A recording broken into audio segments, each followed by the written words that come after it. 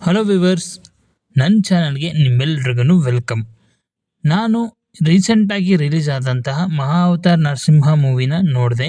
Animation movie ಆಗಿದ್ರೂ ಕೂಡ one of the amazing movie ಅಂತ ನಾನು ಹೇಳೋದಕ್ಕೆ ಇಷ್ಟಪಡ್ತೀನಿ.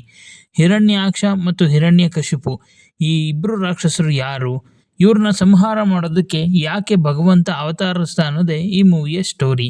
ಆ್ಯನಿಮೇಷನ್ ಮೂವಿ ಆಗಿದ್ರೂ ಕೂಡ ಎಕ್ಸ್ಪ್ರೆಷನ್ ವೈಸ್ ಇರ್ಬೋದು, ಅದರಲ್ಲೂ ದೇವರು ಬರುವಂಥ ಸೀನು ಆ್ಯಂಡ್ ದೇವರಿಗೂ ರಾಕ್ಷಸರಿಗೂ ಯುದ್ಧ ಆಗುವಂಥ ಸೀನ್ಸ್ಗಳನ್ನ ಅಷ್ಟು ಅಮೇಝಿಂಗ್ ಆಗಿ ವರ್ಕ್ ಮಾಡಿದ್ದಾರೆ.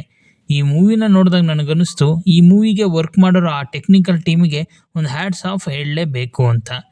ನಮ್ಮ ಚೈಲ್ಡ್ಹುಡ್ ಡೇಸಲ್ಲಿ ಭಕ್ತ ಪ್ರಹ್ಲಾದ ಮೂವಿನ ನೋಡಿ ಹೇಗೆ ನರಸಿಂಹನ ಕಥೆನ ನಾವು ತಿಳ್ಕೊಂಡ್ವೋ, ಈಗಿನ ಜನ್ರೇಷನ್ ಮಕ್ಕಳಿಗೆ ಈ ಆ್ಯನಿಮೇಷನ್ ಮೂವಿನ ತೋರಿಸಿ ನರಸಿಂಹ ಹಾಗೂ ವರಹ ಅವತಾರಗಳ ಕಥೆನ ಹೇಳ್ಬೋದು. ಇದರ ಕ್ಲೈಮ್ಯಾಕ್ಸ್ ಅಂತೂ ನೆಕ್ಸ್ಟ್ ಲೆವೆಲ್ ಬಿಡಿ. ನರಸಿಂಹ ಅವತಾರನ ಅಷ್ಟು ಅಚ್ಚುಕಟ್ಟಾಗಿ ತುಂಬ ಚೆನ್ನಾಗಿ ಮಾಡಿದ್ದಾರೆ. 2Dಗಿಂತ ನಾನು ಈ ಮೂವಿನ 3D ನೋಡಿದೆ. 3D ಎಫೆಕ್ಟ್ಸ್ ಕೂಡ ಸಖತ್ತಾಗಿ ಇದೆ. ಈ ಮೂವಿನ ನೋಡ್ತಿದ್ದಾಗೇನೆ ನನ್ನ ಮೈಂಡಲ್ಲಿ ಬಂದಿದ್ದ ಡೌಟ್ ಏನಂದರೆ, ಇವರು ಸಿನಿಮ್ಯಾಟಿಕ್ ಯೂನಿವರ್ಸ್ನ ಅನೌನ್ಸ್ ಮಾಡಿದ್ದಾರೆ, ಆದರೆ ನಮ್ಮ ಇಂಡಿಯಾದಲ್ಲಿ ಆ್ಯನಿಮೇಷನ್ ಮೂವೀಸ್ಗಳಿಗೆ ಯಾಕೆ ಅಷ್ಟು ಇಂಪಾರ್ಟೆನ್ಸ್ನ ಕೊಡೋದಿಲ್ಲ. ಇನ್ನು ಜಪಾನೀಸಲ್ಲಿ ನೋಡಿದ್ರೆ ಅವರು ಆ್ಯನಿಮೆಗೆ ತುಂಬಾ ಇಂಪಾರ್ಟೆನ್ಸ್ ಕೊಡ್ತಾರೆ.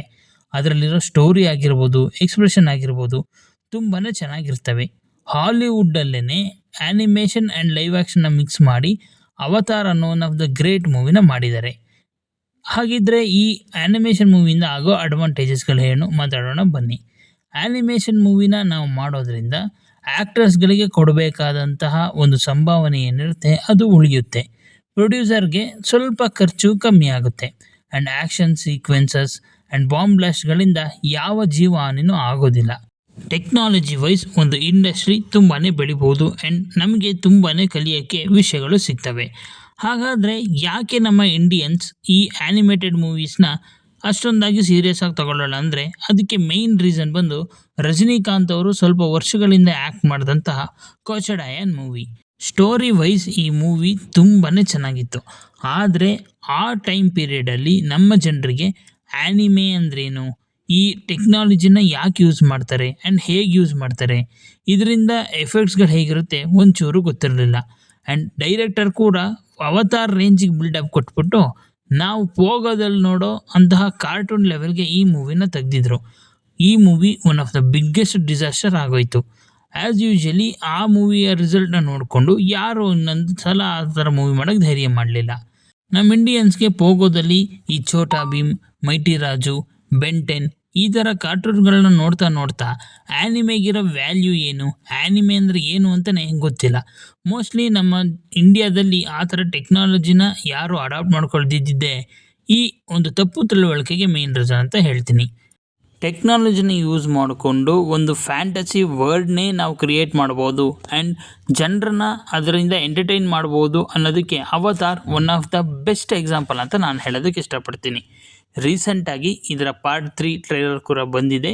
ನಾನು ಅದನ್ನು ಕೂಡ ನೋಡಿದೆ, ತುಂಬ ಇಷ್ಟ ಆಯಿತು. ಥಿಯೇಟ್ರಲ್ಲಿ ಈ ಮೂವಿನ ಎಕ್ಸ್ಪೀರಿಯೆನ್ಸ್ ಮಾಡೋದಕ್ಕೆ ವೆಯ್ಟ್ ಮಾಡ್ತಾ ಇದ್ದೀನಿ. ನೀವು ಯಾರಾದರೂ ಆ್ಯನಿಮೆನ ನೋಡಿದರೆ ದಯವಿಟ್ಟು ಯಾವ್ದಾದ್ರು ಬೆಸ್ಟ್ ಆ್ಯನಿಮೆಗಳ ಲಿಸ್ಟ್ ನಿಮಗೆ ಗೊತ್ತಿದ್ದರೆ ನಿಮ್ಮ ಕಮೆಂಟ್ ಮೂಲಕ ನಮಗೆ ತಿಳಿಸಿ.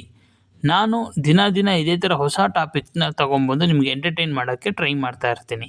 ಆ್ಯಂಡ್ ಆ್ಯನಿಮೇಷನ್ ಕೂಡ ಒಂದು ಸುಲಭವಾದ ಕೆಲಸ ಅಲ್ಲ, ಅದಕ್ಕೂ ತುಂಬಾ ಪರಿಶ್ರಮ, ಡೆಡಿಕೇಶನ್ ಆ್ಯಂಡ್ ಕಾನ್ಸಂಟ್ರೇಷನ್ ಬೇಕು ಅಂತ ಹೇಳ್ತಾ ಈ ವಿಡಿಯೋನ ಇವತ್ತಿಗೆ ಮುಗಿಸ್ತಾ ಇದ್ದೀನಿ.